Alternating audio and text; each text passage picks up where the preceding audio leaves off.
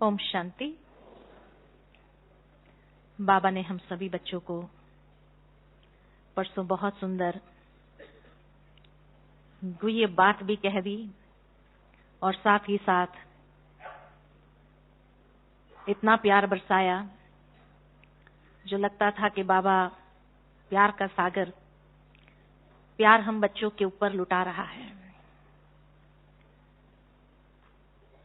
प्रथम मुरली जो इस सीजन की चली 14 अक्टूबर की और कल की जो मुरली चली परसों की, दोनों मुरलियों में बहुत गहरा एक संबंध था, कनेक्शन था और उसमें बाबा ने बहुत गुह्य बात हम बच्चों को बताई। शायद कई बच्चों का ध्यान गया होगा, कईयों का नहीं भी गया होगा, लेकिन पहली मुरली जब बाबा की चली तो उसमें बाबा ने समय का एक बहुत गहरा इशारा दिया है और समय का गहरा इशारा यही था कि बाबा ने कहा सतयुग आने वाला है। सतयुग आया कि आया, यानी भगवान को अब सतयुग के झाड़ दिखाई देने लगे हैं। इतना समय समीप आ गया है। और उसके बाद बाबा ने माताओं को देख करके कहा कि हमारा युग आ गया है, हमारा युग आ गया है, हमारा राज्य आ गया है। जब बाबा ने ये बात कही तो बाबा का भाव सतयुग के साथ नहीं था। और अगर संगम युग के लिए देखा जाए तो संगम युग तो 1936 से शुरू हो गया। उसके बाद जब बाबा ने कहा कि हमारा युग आ गया है तो बाबा का भाव क्या था? हमारा युग आ गया। तो जो कुछ चिंतन चला उस पर मैं आज आपको बता रही हूं कि इसमें भी बाबा का एक समय का इशारा ही हम बच्चों के प्रति है। जैसे दुनिया के अंदर जब कंप्यूटर का युग आया, कंप्यूटर शुरू हुए, तो कंप्यूटर का युग कहा गया उसको कि अब कंप्यूटर युग आ गया। और जैसे ही कंप्यूटर आए, माना टाइपराइटर आज देखने को मिलते हैं, टाइपराइटर देखने को भी नहीं मिलते हैं।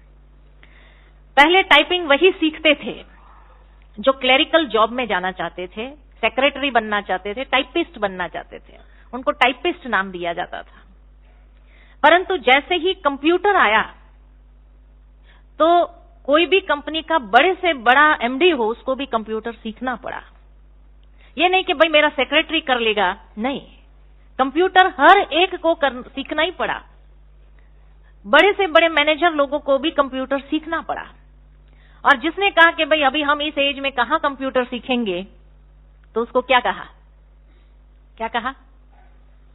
आप निकल जाओ, वॉलंटरी रिटायरमेंट ले लो, क्योंकि अगर कंप्यूटर नहीं सीखेंगे, सारा कंपनी कंप्यूटराइज्ड हो रहा है, और अगर कंप्यूटर नहीं सीखेंगे तो नहीं चलेगा।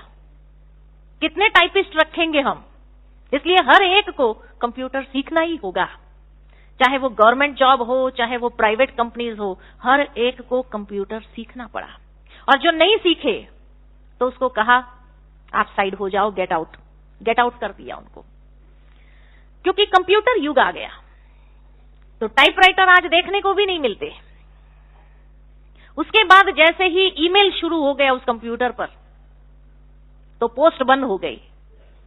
जमाना फास्ट चलने लगा कि अब कंप्यूटर युग आ गया, तो भाई चिट्ठी लिखो, पोस्ट करो, 15 दिन लगे, फिर वहां से जवाब आए, 1 महीने के बाद उसका जवाब मिले। जमाना इतना तीव्र गति से आगे बढ़ने लगा कि पोस्ट को रिप्लेस कर दिया गया और ईमेल से ही गया और 1 घंटे के अंदर जवाब आ गया। तो ईमेल का जमाना आ गया, ईमेल का युग आ गया। तो अभी पोस्ट कोई लिखता भी नहीं, चिट्ठी कोई लिखता भी नहीं है। उसके बाद मोबाइल का युग आया तो लैंडलाइन रिप्लेस हो गई। आज हर एक के पास मोबाइल मिलेगा, सब्जी वाला, ठेले वाले के पास भी आपको मोबाइल दिखेगा। तो सफाई करने वाले, जो रास्ता क्लीन करने वाले, उनके हाथ में भी मोबाइल होगा। मोबाइल का युग आ गया ना, सब कुछ मोबाइल में ही होने लगा। मोबाइल का युग आ गया तो लैंडलाइन निकलती गई, रिप्लेसमेंट। और आज आईटी का युग है, तो हर कोई स्टूडेंट कहां जाना चाहता है? आईटी में, आईटी में जाना है, आईटी में एडमिशन लेना है। माना दुनिया जिस तरह से तरक्की की ओर जा रही है, फास्ट होती जा रही है दुनिया, तो लोग भी उस हिसाब से अपने कदम को बढ़ाए जा रहे हैं, है ना। तो कंप्यूटर युग आया, मोबाइल युग आया, आईटी युग आया, तो हमारा युग आ गया। हमारा युग आ गया माना कि हमारे अंदर भी जो पुराने संस्कार है, पुरानापन है, उसको रिप्लेसमेंट करना पड़ेगा। अगर रिप्लेसमेंट नहीं किया, नए नवीनता को जीवन के अंदर धारण नहीं किया, तो समय क्या कहेगा? समय कहेगा गेट आउट, गेट आउट, अभी तुम ये दौड़ में नहीं चल सकते हैं। स्लो चलने वाले नहीं चाहिए, समय तीव्र गति से चल रहा है, और समय तीव्र गति से चल रहा है तो आपको भी अपनी चाल चलन को इतना ही तीव्र गति वाली बनानी पड़ेगी, अपने पुरुषार्थ को इतना तीव्र गति वाला बनाना पड़ेगा। अगर नहीं बनाएंगे, बाबा आपको गेट आउट नहीं करेगा, समय कहेगा बाहर निकल जाओ, तुम नहीं दौड़ सकते, इसमें चल नहीं सकते। तो अच्छे अच्छे बच्चे भी निकल जाना पड़ेगा उनको, जो समय के साथ परिवर्तन शक्ति को नहीं अपना सके। तो इसीलिए अब अपने संस्कारों में परिवर्तन, नवीनता लानी होगी। पुराना संस्कारों के आधार पर अभी हमारे युग में नहीं चल सकेंगे। हमारा युग आ गया, कंप्यूटर युग आया तो टाइपराइटर खत्म हो गए, टाइपिस्ट ही खत्म हो गए। इसी तरह अगर कंप्यूटर सीखना पड़ा हर एक को, नहीं तो समय ने निकाल दिया, ठीक इसी तरह हम भी अगर अपने अंदर परिवर्तन शक्ति को नहीं अपनाएंगे, नए संस्कारों को, सतयुग आया कि आया तो वो दिव्य संस्कारों को नहीं अपनाया, तो हम भी इस दौड़ में नहीं चल सकेंगे। तो हमारा युग आ गया। दूसरा भाव है कि हमारा युग आ गया का मतलब है कि आध्यात्मिकता का युग आ गया। अभी आध्यात्मिकता का युग है। दुनिया में इतनी प्रॉब्लम्स है, इतनी समस्याएं, परिस्थिति है, उन सबका समाधान कहां है? किसके पास है? किसी के पास नहीं सिवाय आध्यात्मिकता के। इसीलिए हर कोई अभी कहां जाएंगे? कहां जाएंगे? हमारे पास आएंगे और कहेंगे आप हमें कोई समाधान दो, हमारे सामने ये प्रॉब्लम है, ये परिस्थिति, ये बातें, ये तकलीफें हैं, आप हमें कोई ना कोई समाधान बताओ। और जब ये कहेंगे, माना आध्यात्मिक समाधान चाहते हैं, समझते हैं कि आध्यात्मिकता के पास ही उसका समाधान है। कि दुनिया के अंदर धार्मिक गुरु हैं, अभी क्या हो रहा है उनका? हाँ, क्या हो रहा है? हाँ? उनकी प्रत्यक्षता भी हो रही है कि उनके अंदर क्या है समझ में आ रहा है। तो अब लोगों का विश्वास धीरे धीरे खत्म हो रहा है और समझते हैं कि ये बहनें जो कह रही है ना वही सही है, ये बहनें जो कह रही है, ये ब्रह्मा कुमारियां जो कह रही है वही सही है। तो हमारा युग आ गया। किसका युग आया? ब्रह्मा कुमारियों का युग आ गया। ब्रह्मा कुमारियों का युग आ गया। जब से पीस ऑफ माइंड चैनल चली है तो हर कोई पीस ऑफ माइंड देख रहा है, खाली बाबा के बच्चे देख रहे हैं ये नहीं। मैं अभी कहाँ गई थी तो वहां साधु सन्यासियों से मिलना हो रहा था। उनका जैसे कॉन्फ्रेंस था तो साधु सन्यासी, यहां भी कई बार साधु सन्यासियों का, महात्माओं का जब सम्मेलन होता है धार्मिक विंग का, तो कई साधु सन्यासी आते हैं। तो साधु सन्यासी भी अभी यही कहने लगे, हम आपकी चैनल देखते हैं बहन जी, आपको देखते हैं। वो भी हमारी चैनल, क्योंकि सागर ज्ञान का किसके पास है? हमारे पास है, उनके पास थोड़ी है। हम शास्त्रों की बातें कोई सुनना नहीं चाहते हैं। तो हमारा युग आ गया कि नहीं आया? आ गया ना। कई बार बांधेली माताएं आती है, कहती है हमारे घर में इतने एंटी थे कि बात मत पूछो। ब्रह्मा कुमारियों का नाम सुनना नहीं चाहते थे, लेकिन जब से पीस ऑफ माइंड लगा है ना, कहा हमने पीस ऑफ माइंड चला दिया। अब जैसे ही वो घर में आते हैं तो हम जल्दी जल्दी उठते बंद कर देते हैं, है ना, बंद करने के लिए। तो वो लोग भी कहने लगे कोई बात नहीं, चलने दो, है ना। भले अभी हमें पता चला उनको अच्छा लग रहा है सुनने के लिए, चलने दो कहने लगे। जो इतने एंटी थे, ब्रह्मा कुमारियों का नाम सुनना नहीं चाहते थे, चलने दो। उसके बाद कहा सुबह जब चाय तो पूछती हूं कि भाई चाय पिएंगे तो चैनल चलाऊं, पीस ऑफ माइंड चलाऊं? तो कहते भले चलाओ। और अगर कोई दिन हमने नहीं चलाया तो कहेंगे क्यों भाई, आज आपका कुछ आ नहीं रहा है क्या? तो हमारा युग आ गया ना। किसका युग है? हमारा युग आ गया, हमारा बाबा आ गया, है ना। तो इसीलिए बाबा कहते हैं हमारा युग आ गया कि एंटी से एंटी लोग भी अब परिवर्तन होने लगे। तो हमारे अंदर परिवर्तन आना चाहिए, नहीं आना चाहिए, कि वही पुरानापन? कई लोग इसीलिए एंटी लोग भी कहते हैं आपकी बातें इतनी अच्छी है, आपके वहां पर इतना अच्छा ज्ञान सुनाया जाता है, लेकिन अभी तक आप में परिवर्तन क्यों नहीं आया? घर वालों को कहते हैं आप में क्यों नहीं आया परिवर्तन? तो इसीलिए कहा कि हमारे अंदर परिवर्तन वो भी अब देखना चाहते हैं कि अभी इतना सालों से वहां जा रहे हैं, इतना समय से ये लोग जा रहे हैं, तो परिवर्तन दिखाई देना चाहिए। और जिसके अंदर परिवर्तन नहीं होगा तो समय उसको कहेगा गेट आउट, गेट आउट, बाहर निकलो, तुम ये दौड़ में नहीं जा सकते। तीव्र पुरुषार्थियों की ये दौड़ है, और तीव्र पुरुषार्थियों की दौड़ में तुम तीव्र पुरुषार्थ नहीं करेंगे तो निकल जाओ बाहर। समय कहेगा, समय, समय बड़ा बलवान है। बाबा तो प्यार ही करेगा, बाबा नहीं कहेगा, लेकिन बाबा समय का इशारा दे रहा है, हमारा युग आ गया। अच्छा, जैसे दुनिया में अब आईटी का युग है, तो आईटी के युग के अंदर हर कोई आईटी में एडमिशन लेना चाहता है, आईटी जाना है, आईटी पढ़ना है, आईटी में एडमिशन लेना है। और आईटी में एडमिशन लेने के लिए परसेंटेज कितना होना चाहिए? कितना होना चाहिए? आईटी में अगर एडमिशन चाहिए तो परसेंटेज कितना चाहिए? 90% चाहिए, 90 से अबव चाहिए, और 90 से कम होगा तो गेट आउट। इस लाइन में तुम नहीं जा सकते हो, बाहर निकल जाओ, दूसरी कोई लाइन चुनो। तो इसी तरह हमारा युग आ गया, तो हमारी स्थिति कितना परसेंटेज होनी चाहिए? हमारी स्थिति कितना परसेंटेज होनी चाहिए? 90% से ऊपर चाहिए। अगर 90% से नीचे होगी तो समय कहेगा बाहर निकलो, तुम नहीं जा सकता इस लाइन के अंदर। ये तीव्र पुरुषार्थियों की ही लाइन है, तो समय कहेगा बाहर चले जाओ, तुम नहीं दौड़ सकता, इस दौड़ी में भाग नहीं ले सकता है। तो पश्चाताप होगा या नहीं होगा कि बाबा ने इतना समय दिया, इतना साल से बाबा समझाते रहे, फिर भी मैं नहीं कर पाया, तो खुद के ऊपर क्या होगा? लज्जा आएगी? लज्जा आएगी या नहीं आएगी? आएगी। दूसरे भी क्या कहेंगे? अरे तुम इतना समय से जाता था, लेकिन तुम कहां खो गया? कहेंगे ना, कहां खो गए थे, जो कुछ कर ही नहीं पाए। ये तो कितना आगे दौड़ गए, निकल गए, और तुम पीछे कैसे रह गया? कहेंगे कि नहीं? अब दुनिया की नजर किसके ऊपर है? हमारे ऊपर है। तो हमारी स्थिति कितनी होनी चाहिए?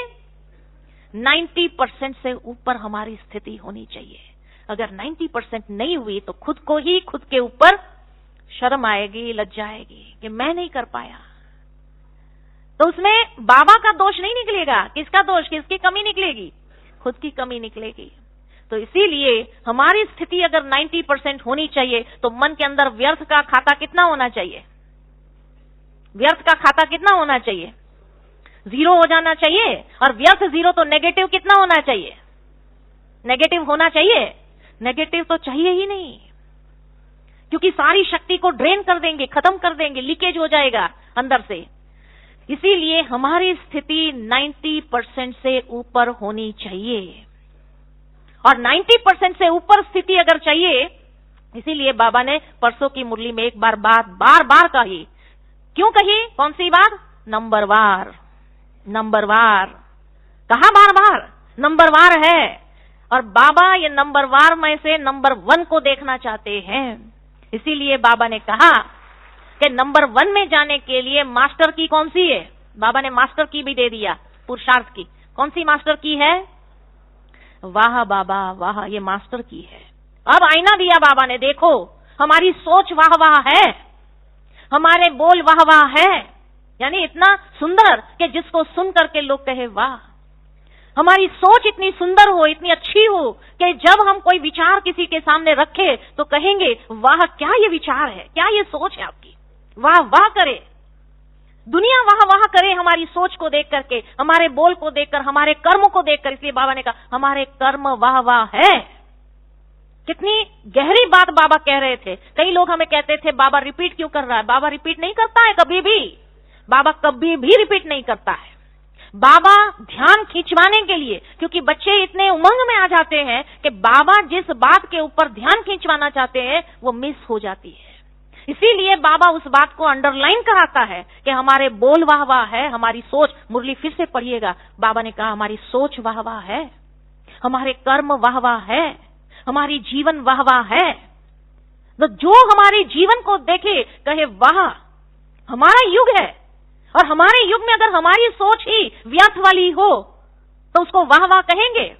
आज दुनिया में भी कोई बच्चा बहुत अच्छा काम करता है, बहुत अच्छी परफॉर्मेंस देता है, तो क्या कहते हैं? वाह बेटा वाह, कहते हैं ना, क्या अच्छा काम किया तुमने, तो इतना छोटे हुए इतना बड़ा काम कर दिया, वाह वाह मिलेगी, सबकी वाह वाह मिलेगी। तो इसी तरह अगर हमारी सोच, हमारा बोल, हमारा कर्म वाह वाह हो तो बाबा भी, भगवान भी कहेगा वाह बच्चे वाह, उसके लिए वाह वाह थी। ये नहीं कि हम कोई कर्म करे ही नहीं वाह वाह वाला और बाबा वाह, लेकिन उस समय मन खाएगा कि मैंने तो ऐसा कोई कर्म किया नहीं जो मैं भगवान की वाह वाह ले सकूं। उसके लिए बाबा ने कहा नंबरवार को वाह वाह नहीं मिलती है। वाह वाह किसको मिलती है? नंबर 1 को वाह वाह मिलती है। तो अब अपने आप को देखो, मैं नंबरवार में हूं या नंबर 1 में हूं? किसमें हूं? भगवान की वाह वाह को प्राप्त करने की लिस्ट में हूं। कितनी गहरी बात बाबा की थी। कई लोग कहते हैं बस बाबा प्यार का सागर, वाह वाह वाह वाह, बच्चों को बहला रहा। बाबा बहलाता नहीं है कभी, भगवान है, ऑलमाइटी अथॉरिटी है। ऑलमाइटी अथॉरिटी बहलाता नहीं है, फुसलाता नहीं। वो तो दुनिया के लोग फुसलाते हैं, बहलाते हैं। भगवान नहीं बहलाता फुसलाता है। भगवान के एक एक महावाक्य के अंदर इतनी गहराई समाई होती है। लेकिन जो बच्चे ज्ञान की परिपक्वता नहीं है तो उस गहराई को पकड़ नहीं सकते। इसलिए गहराई को पकड़ो कि बाबा का भाव क्या है। हमारा युग आ गया तो दुनिया वाह वाह कब करेगी? हमारे कर्म ऐसे होंगे तो वाह वाह करेंगी। हमारी सोच ऐसी होगी तो वाह वाह करेगी। अगर हमारी सोच साधारण मनुष्य जैसी हो या नेगेटिव सोचते रहे तो दुनिया भी वाह वाह करेगी। ऐसे बच्चों के लिए बाबा वाह वाह करेगा? ऐसे बच्चों के लिए बाबा वाह वाह करेगा? आप नेगेटिव सोचो और सोच अंदर में ये रहे कि भगवान मेरी वाह वाह करे तो करेगा? वो वाह वाह लगेगी नहीं, आपको वो लगेगी नहीं। इसीलिए परिवर्तन बहुत जरूरी है। रिप्लेसमेंट, अपनी सोच में रिप्लेसमेंट, अपने कर्म में रिप्लेसमेंट बहुत जरूरी है। बहुत गहरी बात बाबा ने कही है। जैसे साकार में बाबा कहते हैं सतयुग के झाड़ दिखाई देने लगे। अगर बाबा हमें दिखा रहा है कि सतयुग आया कि आया, सतयुग आया कि आया, माना हमें झाड़ दिखाई देने चाहिए, तो हम तैयार होने चाहिए या नहीं? उस दुनिया में जाने के लिए हमारी 90% की स्थिति है या नहीं है? ये देखो अपने आप को। बाबा ने आईना दिया है दोनों मुरलियों में कि हमारे आईना, हमारा चेहरा बाबा दिखाना चाहते हैं। लेकिन प्यार का सागर है तो चेहरा भी दिखाया, लेकिन जो देख पाए वो देख करके समझने वाले समझ गए। हाँ, बाकी ना समझे वो तो हम नहीं बोलेंगे, है ना, वो तो हम नहीं बोलेंगे। वो तो समझने वाली बात होती है ना। कम से कम समझ तो जाए कि बाबा क्या कहना चाहते थे। तो इसीलिए अब ये आईना लेकर जाना और हर कर्म करते समय देखना, ये वाह वाह कर्म है। वाह वाह भगवान की मैं प्राप्त कर सकूं, ऐसा मेरा ये कर्म है, मेरी जीवन ऐसी है, तो हमारा युग आ गया। दूसरा, जब हमारा युग आ गया, बाबा ने कहा माना प्रत्यक्षता का पर्दा उठने का समय आ गया। सतयुग अगर आ गया, आने वाला है, आया कि आया, तो पर्दा तो उठेगा। भगवान की प्रत्यक्षता तो उसके पहले होगी या नहीं होगी? बिल्कुल होनी चाहिए। तो प्रत्यक्षता का पर्दा अगर भगवान उठाए और हम अगर रेडी ही ना हो साक्षात्कार कराने के लिए दुनिया को, तो हमारा युग कहेंगे। हमारा स्वरूप वाह वाह नहीं है तो दुनिया क्या कहेंगी? इनको भगवान पढ़ाते थे, तो नाम बदनाम किसका होगा? भगवान का। तो प्रत्यक्षता का पर्दा उठने का समय आ गया। हमारा युग आ गया, प्रत्यक्षता का पर्दा उठाने का समय आ गया है।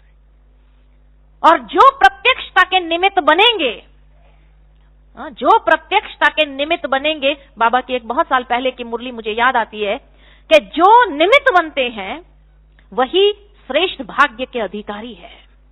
निमित्त बनने का भाग्य बहुत श्रेष्ठ है। तो जो प्रत्यक्षता करने के लिए निमित्त बनेंगे अपने स्वरूप के द्वारा, वही श्रेष्ठ भाग्य के अधिकारी बन जाएंगे। श्रेष्ठ भाग्य का अधिकार कौन सा है? तो बाबा हमेशा हम बच्चों को कहते आए कि अभी तक माला के 2 मणके ही फिक्स हुए हैं, पहला और दूसरा मम्मा बाबा का, लक्ष्मी नारायण का। बाकी सारी माला अभी तक फाइनल नहीं हुई है। 8 की माला भी फाइनल नहीं, 108 की भी नहीं, 16,108 की भी नहीं। तो अब जब दौड़ी लगाने का समय आ गया, तीव्र पुरुषार्थी का समय आ गया, तो अब कौन सी सीट लेनी है ले लो। डायमंड हॉल में तो बहुत दौड़ा दौड़ी करते हैं सीट लेने के लिए। बाबा खुली ऑफर कर रहे हैं कि ले लो ये सीट। प्रत्यक्षता का पर्दा उठ रहा है और प्रत्यक्षता के निमित्त जो बनेंगे उस निमित्त बनने का भाग्य बहुत ऊंचा है। तो निमित्त बनने का भाग्य माना वही नंबरवार जो बाबा ने परसों की मुरली में कहा, यानी 8 का नंबरवार, 108 के नंबरवार और 16,108 के नंबरवार की सीट ले लेंगे। और बाकी सब कहां जाएंगे फिर? 9 लाख की प्रजा में या 33 करोड़ की प्रजा में चले जाएंगे, क्योंकि 16,108 त्रेता अंत तक के रॉयल फैमिली के लोग हैं। 16,108 108 और 16,000। तो अब अपना नंबर कहां फाइनल करना है, कौन सी सीट पकड़नी है? यहां तो फिर भी आगे के सोफा दादियों के लिए, सीनियरों के लिए रखा होता है, वहां तो सारी सीट खाली है, खाली 2 सीट फाइनल हुई है। कौन सी सीट लेना चाहेंगे? 8 की, 108 की? वहां तो भगदड़ भी नहीं होती है।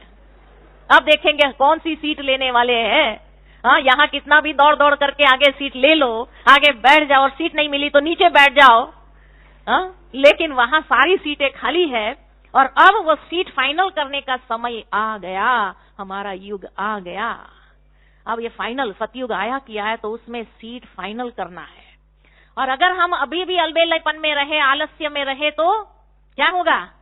दूसरे सीट लेते जाएंगे और फिर हम जागेंगे, कहेंगे अच्छा सारी सीट भर गई, सारी सीट भर गई। तो लज्जा आएगी अपने ऊपर कि नहीं आएगी? आएगी या नहीं आएगी? कि हमें ये सीट नहीं मिली। इसीलिए कहा समय उनको आउट करेगा कि तुम दौड़ नहीं सकते हैं, निकल जाओ बाहर। तुम 16,000 तो क्या, 9 लाख तो क्या, 33 करोड़ में भी शायद दौड़ने के लिए योग्य नहीं है, पात्र नहीं, एलिजिबल नहीं है तुम। इसीलिए बाबा तो किसी को बाहर नहीं निकालता है, बाबा तो खूब प्यार दे रहा है। इसलिए कहा प्यार का सागर तो खूब प्यार दे दे करके समझा रहा है। पहले ज्ञान से समझाया, हर बात अच्छी तरह से समझ में आए इस तरह से समझाया, नहीं समझे तो प्यार से समझाया, और प्यार से भी नहीं समझे तो फिर प्यार से भी नहीं समझे तो मार से, समय की मार तो पड़ेगी ना। बाबा तो किसी को मार नहीं देता है, लेकिन समय की मार खाएंगे या नहीं खाएंगे? समय थप्पड़े मारेगा कि नहीं मारेगा? समय अच्छे अच्छे को थप्पड़ मार करके सिखाएगा। समय की थप्पड़ खाना चाहते हैं या पहले से ही सुधरना चाहते हैं? क्या करना चाहते हैं? बाबा इतना प्यार से समझा रहा है तो अभी समझ जाना चाहिए, या समय की थप्पड़ खाएंगे तब समझेंगे? क्या करेंगे? क्या करेंगे माताएं? इसीलिए बाबा ने माताओं के समय में एक बात बहुत अच्छी कही थी कि हमारा युग आ गया तो अब हमारी शक्ल कैसी होनी चाहिए? उदास शक्ल होगी तो चलेगा? रोने धोने वाली शक्ल होगी तो चलेगा? नहीं। इसीलिए हमारी शक्ल, सूरत सब बहुत वाह वाह होनी चाहिए। तो इसीलिए का पहली मुरली और परसों की मुरली दोनों के बीच में बहुत गहरा संबंध था, बहुत गहरा संबंध था। तो हमारा युग आ गया का मतलब है कि मास्टर की को यूज करो, मेरा बाबा दिल से कहो। बाबा ने ये बात भी पहली मुरली में कही थी, बाप के दिल में बच्चे हैं। बाबा तो बच्चों से प्यार ही करेगा, लेकिन बच्चों के दिल में भी कौन? मेरा बाबा, है ना। यानी स्थिति ऐसी होनी चाहिए कि बाबा के सिवाय कुछ नहीं दिखाई दे, बाबा के सिवाय कुछ न हो। मुझे शायद 15 दिन पहले की एक साकार मुरली में बाबा ने ये बात कही थी कि बाबा ने कहा जब भी किसी को समझाओ तो बाबा बाबा करते रहो। बाबा बाबा करने से क्या होगा? उसको तीर लगेगा। बाबा ने ये बात कही थी, बाबा बाबा कहते रहेंगे तो उसको तीर लगेगा। तो पहली मुरली में भी जब बाबा ने कहा मेरा बाबा, दिल से आप जब कहेंगे, तो 2 साल पहले भी बाबा ने ये गारंटी दी थी कि जब भी कोई परीक्षा आए, परिस्थिति आए और दिल से मेरा बाबा कहेंगे तो बाबा हाजिर हो जाएगा मदद करने के लिए। दिल से कहो मेरा बाबा मदद करो, और बाबा क्या करेगा? बाबा हाजिर हो जाएगा मदद करने के लिए। तो मास्टर की बाबा ने दिया है, उसको यूज करना आता है कि उसको कबट में रख दिया है? बुद्धि की तिजोरी में रख दिया, पता है। जब कहते हैं क्लास में पता है बाबा ने कहा है, पता है बाबा ने कहा है, लेकिन उसको यूज कब करेंगे? जब परिस्थिति आती है, परीक्षा आती है तो हे भगवान क्या हो गया, फिर वही भक्ति मार्ग वाले बोल। अधिकार से बाबा को यूज नहीं कर सकते कि मेरा बाबा मदद करो, दिल से ही कहो। दिल से कहेंगे तो बाबा हाजिर हो जाएगा। तो इसीलिए ये मास्टर की बाबा ने दे दिया पुरुषार्थ के लिए कि हर कर्म में दिल से मेरा बाबा मेरा बाबा मेरा बाबा कहते चलो। कल मैं एक बहुत सुंदर कहानी पढ़ रही थी, कहानी तो बाहर की है, बहुत सुंदर कहानी लगी मुझे, लेकिन मैं देख रही थी कि सचमुच हम लोगों के अंदर भी ये बात है। तो कहा कि एक बार एक व्यक्ति को स्वप्न आता है, तो स्वप्न में उसको दिखाई दिया कि जैसे परियां उसको लेके गई परिस्तान में, और परिस्तान में जब परियां उसको लेके गई तो उसने देखा तो कुछ परियां बहुत जैसे बिजी थे काम करने के लिए। तो कहा कि ये क्या है, उसने पूछा उस परी जो उनको लेके गए थे, उन परियों को पूछा ये क्या है, क्या चल रहा है। तो कहा कि ये बहुत लोगों की प्रार्थनाएं जो भगवान के पास आती है ना, तो प्रार्थनाओं का सॉर्टिंग हो रहा है। कोई कुछ मांग रहे होते हैं, कोई कुछ कह रहे होते हैं, किसी की शिकायतें होती है, तो ये सब सॉर्टिंग हो रहा है। जिसकी शिकायतें हैं भगवान के लिए तो अलग करो, जिसकी डिमांड है कुछ मांग है तो उसको अलग करो, तो ये सब सॉर्टिंग चल रहा है।